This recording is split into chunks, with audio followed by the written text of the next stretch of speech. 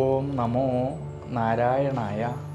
ഹരിപ്രിയ അസ്ട്രോവിഷൻ ചാനലിലേക്ക് എല്ലാവർക്കും സ്വാഗതം.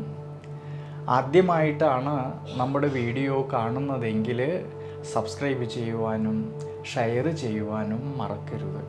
കൂടാതെ ജാതക സംബന്ധമായിട്ട് എന്തെങ്കിലും സംശയം തോന്നുന്ന പക്ഷം എൻ്റെ ഈ വാട്സപ്പ് നമ്പറിൽ ബന്ധപ്പെട്ടോളൂ. ഞാനിവിടെ പറയുന്നത് തൃക്കേട്ട നക്ഷത്രത്തിൽ ജനിച്ചവരുടെ മെയ് മാസത്തെ ഗുണദോഷ ഫലങ്ങളെക്കുറിച്ചാണ്. തൻ്റെ കൂടെ നിൽക്കുന്നവരെ അകമഴിഞ്ഞ് സ്നേഹിക്കുകയും വിശ്വസിക്കുകയും ചെയ്യുന്നവരായിട്ടുള്ള ഈ തൃക്കേട്ട നക്ഷത്രക്കാരിൽ ഏതൊരു വിഷയമായാലും കുറേ സമയം അത് മനസ്സിൽ സൂക്ഷിക്കുവാൻ കഴിയുന്നവരല്ല. അതുകൊണ്ട് തങ്ങൾ വിശ്വസിക്കുന്നവരോട് എല്ലാം തുറന്നു പറയുന്നവരാണ് ഈ നക്ഷത്രക്കാർ. കൂടാതെ തൻ്റെ കൂടെ നിൽക്കുന്നവരുടേതായിട്ടുള്ള എന്ത് ആവശ്യങ്ങൾക്കും അവരുടെ കൂടെ നിന്നുകൊണ്ട് സഹായിക്കുവാൻ താല്പര്യമുള്ളവരും കൂടിയാണ്. ആത്മവിശ്വാസവും ചിന്താശേഷിയും ധാരാളമായിട്ടും ഈ നക്ഷത്രക്കാർക്കുണ്ടെങ്കിലും നിസ്സാരമായിട്ടുള്ളൊരു കാര്യം മതി ഇവരുടെ മനസ്സിന് സമാധാനം കുറയുവാനായിട്ട്. അതുകൊണ്ട് ചില സമയങ്ങളിൽ ഈ വിഷമതകളെ വലുതാക്കി ചിന്തിച്ചുകൊണ്ട് സ്വയം വിഷമിക്കുന്നവരായിട്ടും കാണാറുണ്ട് ഈ നക്ഷത്രക്കാർ.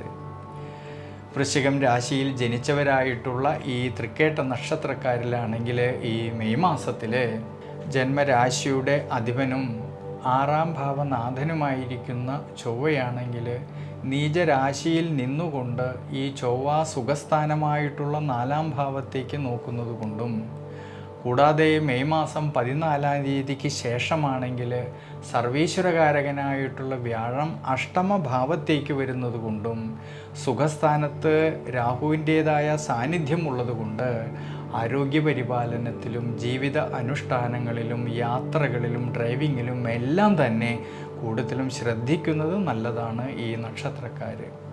ചില സമയങ്ങളിലാണെങ്കിലോ അനാവശ്യമായിട്ടുള്ള ചിന്തകൾ മനസ്സിനെ സ്വാധീനിക്കുന്നത് കൊണ്ട് നമ്മൾ എന്തൊക്കെ പ്രവർത്തികൾ ചെയ്യുമ്പോഴും ശ്രദ്ധയും ദീർഘവീക്ഷണവും കൂടുതലും വേണ്ടുന്നതായിട്ടുള്ളൊരു സമയം കൂടിയാണ്.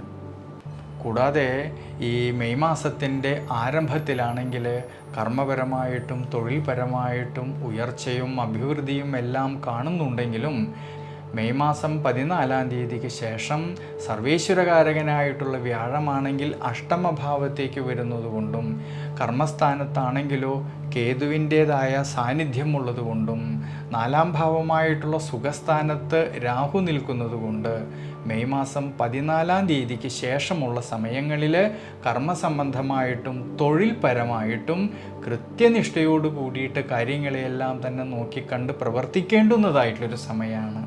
എന്തൊക്കെ തടസ്സങ്ങളും ബുദ്ധിമുട്ടുകളും പ്രയാസങ്ങളും വന്നാലും തളർച്ച കൂടാതെ ഈശ്വരാനുഗ്രഹത്തോടു കൂടിയിട്ടും ബുദ്ധിബലത്തോടു കൂടിയിട്ടും മുന്നോട്ട് പോകേണ്ടുന്നതായിട്ടുള്ളൊരു സമയമാണ്.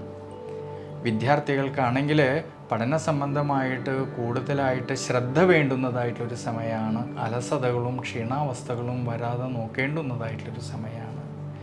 കൂടാതെ ഈ മെയ് മാസത്തിൻ്റെ ആരംഭത്തിലാണെങ്കിൽ ധനപരമായിട്ടും കുടുംബപരമായിട്ടും ഉയർച്ചയും അഭിവൃദ്ധിയും ശ്രേയസ്സും മനസന്തോഷവും എല്ലാം കാണുന്നുണ്ടെങ്കിലും മെയ് മാസം 14-ാം തീയതിക്ക് ശേഷമുള്ള സമയങ്ങളിൽ സാമ്പത്തികപരമായിട്ടുള്ള കൊടുക്കൽ വാങ്ങലുകളിൽ കൂടുതലും ശ്രദ്ധിക്കുന്നത് നല്ലതാണ്. മെയ് മാസം 14-ാം തീയതിക്ക് ശേഷം ഭാര്യാഭർത്തൃ ബന്ധങ്ങളിലാണെങ്കിലും അഭിപ്രായ ഭിന്നതകളോ തർക്കങ്ങളോ വരാതെ നോക്കുന്നത് വളരെ നല്ലതാണ്. അതുകൊണ്ട് ഈ തൃക്കേട്ട നക്ഷത്രക്കാർ മെയ് മാസത്തിലെ വിഷ്ണു ക്ഷേത്രത്തിൽ അഷ്ടോത്തര മന്ത്രം കൊണ്ട് ഭഗവാൻ അർച്ചന ചെയ്ത് പ്രാർത്ഥിക്കുന്നത് വളരെ വളരെ ഉചിതമായിട്ടാണ് കാണുന്നത്.